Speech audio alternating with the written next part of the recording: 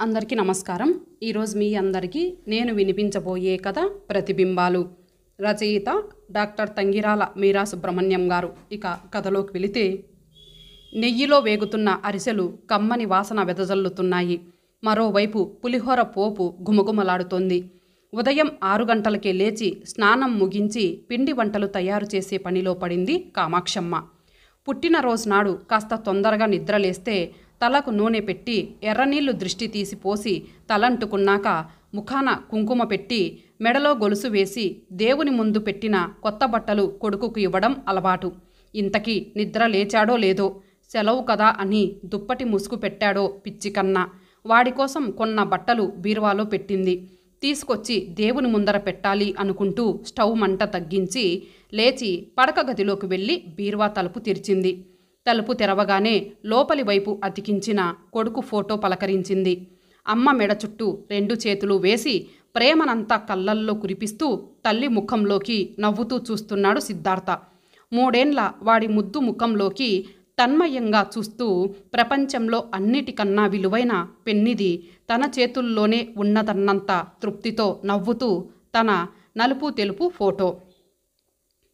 ఆ ఫోటో చూసినప్పుడల్లా గుండెల్లో నుండి పొంగిన ప్రేమ గొంతు దాకా వచ్చి మాటల్లో వ్యక్తం చేయలేని కారణంగా కళ్ళల్లో నీళ్లుగా బయటపడుతుంది। ముద్దులు మూటగట్టే కొడుకు చెంపలు తాకి పిచ్చి నాన్న నా దిష్టే తగులుతుందేమో అనుకుంటూ చేతి వెళ్ళు తన కనతల కానించి మెటికలు విరిచింది।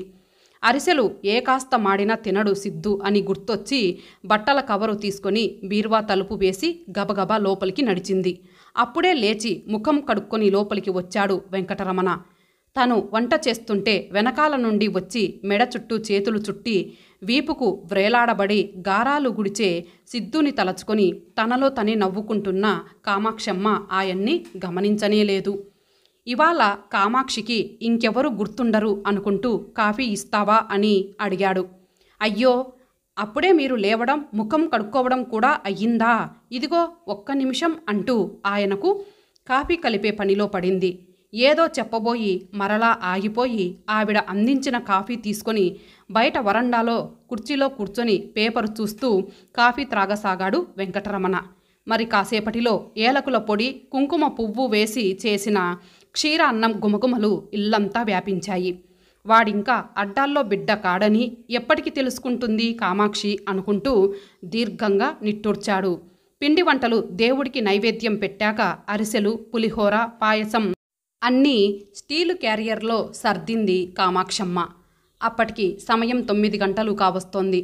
ఇప్పటికైనా వీడు నిద్రలేచి స్నానం చేసి ఉంటే బాగుండు, తీపి తినిపించి కొత్త బట్టలు ఇచ్చి తల మీద అక్షింతలు చల్లి ఆశీర్వదించవచ్చు అనుకుంటూ క్యారియర్ పట్టుకొని 1/2 మైలు దూరంలో ఉన్న కొడుకు ఇంటికి బయలుదేరింది।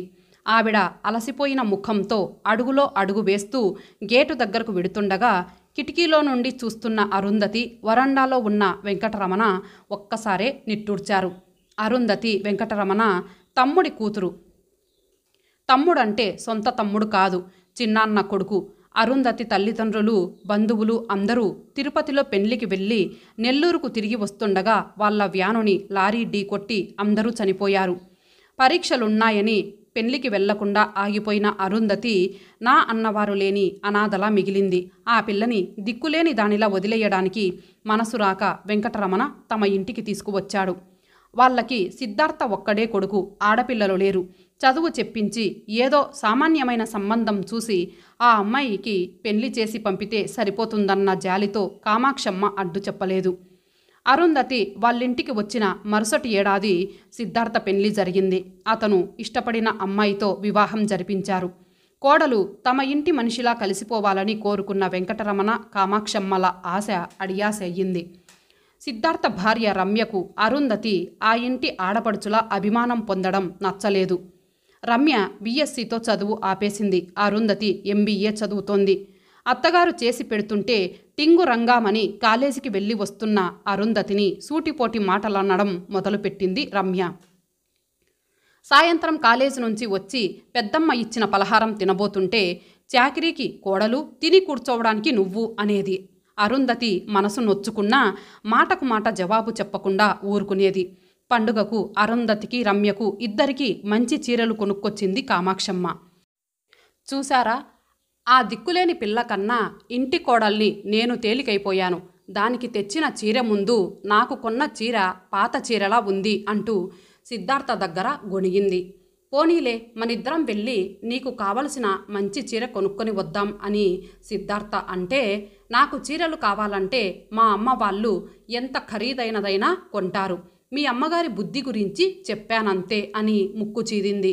మరోసారి కామాక్షమ్మ పెళ్ళిడుకు వచ్చిన అరుంధతికి ఒక జత బంగారు గాజులు కూడా లేకపోవడం బాగాలేదని భర్తతో చెప్పి చేయించింది. ఆ రోజు పెద్ద రాద్ధాంతమే చేసింది రమ్య. అనాథ పిల్ల సాటి నేను చెయ్యలేదు చూశారా, దానికి చేయించారు బాగానే ఉంది. అయ్యో, కోడలు కడుపుతో ఉందే, తనకు ఒక జత గాజులు చేయిద్దామని మీ అమ్మగారికి తోచలేదు అంటూ మొగుడి ముందు కళ్ళనీళ్లు పెట్టుకుంది. ఆ మాటలు చెవిన పడిన కామాక్షమ్మ ఊరుకోలేకపోయింది. ఎందుకమ్మా అనాథ అంటూ ఆడపిల్లని కళ్ళనీళ్లు పెట్టిస్తావు? నీకేం తక్కువ చేశామని? ఆ పిల్లకు ఆస్తి రాసిచ్చామా, ఇండ్లు కట్టించామా? ఏదో పెళ్లి కావలసిన పిల్ల కదా అని చేయించాను. నీకు పెళ్లికి పెట్టిన బంగారంతో పోలిస్తే ఇది ఎంత భాగ్యమని అనేసింది. ఆ మాటలతో రమ్య మరీ రెచ్చిపోయింది. అత్తవారు తనకు పెట్టిన నగలు ఆవిడ ముందు విసిరి కొట్టి పుట్టింటికి వెళ్ళిపోయింది. ఈ గొడవలతో విసిగిపోయిన సిద్ధార్థ, అమ్మా, ఇక్కడ ఉంటే రమ్య సుఖంగా ఉండలేదు, మా బ్రతుకు మేము బ్రతుకుతాం అంటూ వేరు కాపురం పెట్టాడు. ఉన్న ఊర్లోనే తమ ఒక్కగానొక్క కొడుకు వేరుగా ఉండడం వెంకటరమణ కామాక్షమ్మలను కృంగదీసింది. అరుంధతికి పెళ్లి చేసి పంపేస్తే గొడవలు సద్దుమణుగుతాయని మరలా తమందరం కలిసి ఉంటామన్న ఆశతో మనసు గట్టి చేసుకున్నారు. అరుంధతికి పెళ్లి చేసి పంపారు గాని సిద్ధార్థ తల్లిదండ్రులతో కలిసి ఉండే ప్రసక్తి తేలేదు. కోడలు నెలకొకసారి వచ్చి పలకరించి వెళుతుంది. కొడుకు అదీ లేదు. మనవడి మీద మమకారం చంపుకోలేక అహాన్ని చంపుకొని వెంకటరమణ కామాక్షి కొడుకు ఇంటికి వెళ్ళి చూసి వస్తారు. మధ్య మధ్యలో పెండ్లైన 2 ఏళ్లకి అరుంధతి నెల తప్పింది. ఆ ఒక్క బాధ్యత నెరవేర్చాలి అన్నట్టు పురిటికి తీసుకువచ్చారు. అప్పటి నుండి కోడలు కూడా తొంగి చూడలేదు. ఆటో దిగి క్యారియర్ మోసుకుంటూ నెమ్మదిగా నడిచి వస్తున్న కామాక్షమ్మకు బయట వరండాలో కూర్చొని పేపరు చదువుతున్న సిద్ధార్థ కనబడ్డాడు.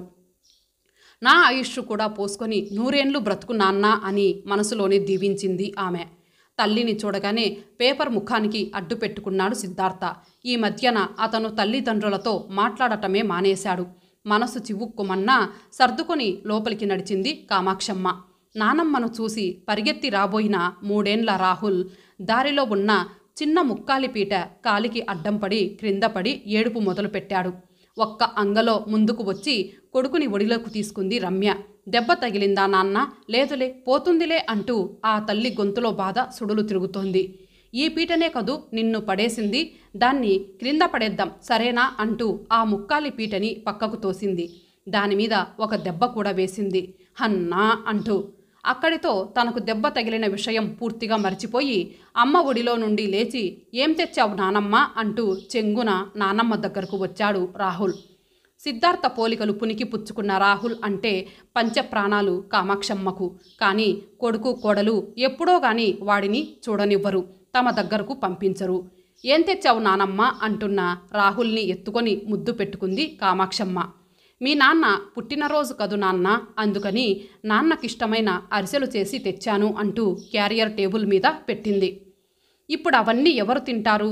ఆయనకు స్నేహితులు హోటల్లో పార్టీ ఇస్తున్నారు అంది రమ్య ముఖం చిట్లించి. కామాక్షమ్మ ముఖం చిన్నబోయింది. పోనీలెమ్మ, సాయంకాలం తినండి, ఇవిగో వాడి కోసం కొన్న బట్టలు అంటూ కవరు కూడా టేబుల్ మీద పెట్టింది. రమ్య, నువ్వంటే లక్ష్యం లేని వాళ్ళు నా కోసం ఏమీ తేనక్కర్లేదని చెప్పు, తెచ్చినవి ఆవిడనే తీసుకుపొమ్మను. లోపలకు వచ్చిన సిద్ధార్థ టేబుల్ మీద ఉన్న క్యారియర్ని బట్టల ప్యాకెట్ని విసురుగా ముందుకు నెట్టాడు. క్యారియర్ క్రింద పడి ఆ విసురుకు మూత విడిపోయి కామాక్షమ్మ కాలికి వచ్చి తగిలింది. అబ్బా అంటూ క్రింద కూలబడింది కామాక్షమ్మ. కొడుకు పలికిన కఠినమైన మాటలు మనసుని, స్టీలు మూత కాలిని గాయపరచగా ఆవిడ కండ్లు నీటితో నిండాయి. దెబ్బ తగిలిందా నానమ్మ?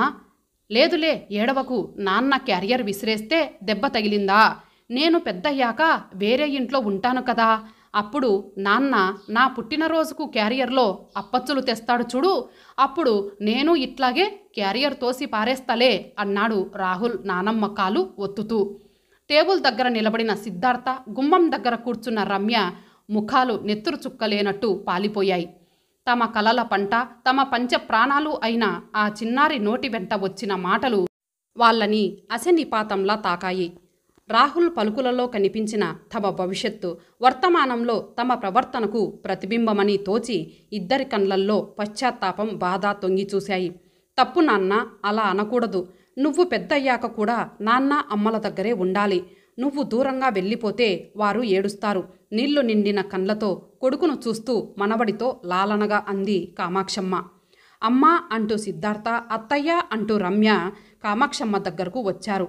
మనం నానమ్మ దగ్గరికి వెళ్ళిపోదాంరా నాన్న, రోజు తాతయ్య నిన్ను స్కూల్లో వదులుతారు, సరేనా అంది రమ్య. అవునురా కన్నా, తాతయ్య, నానమ్మ, నేను, నువ్వు, అమ్మ అందరం కలిసే ఉందాం అంటూ రాహుల్ తల నిమిరాడు సిద్ధార్థ. మీ అబ్బాయికి తీపి తినిపించండి అత్తయ్య అంది రమ్య. ఒక అరిసెను త్రుంచి వారి ముగ్గురికి తలో ముక్క తినిపించింది కామాక్షమ్మ. ఇది నీకు నానమ్మ అంటూ తన నోటికి ఒక ముక్కని అందించిన మనవడిని గుండెలకు హత్తుకుంది కామాక్షమ్మ. ఇంతటితో ఈ కథ సమాప్తం. మరలా మరొక మంచి కథతో కలుద్దాం. అంతవరకు సెలవు. నమస్తే.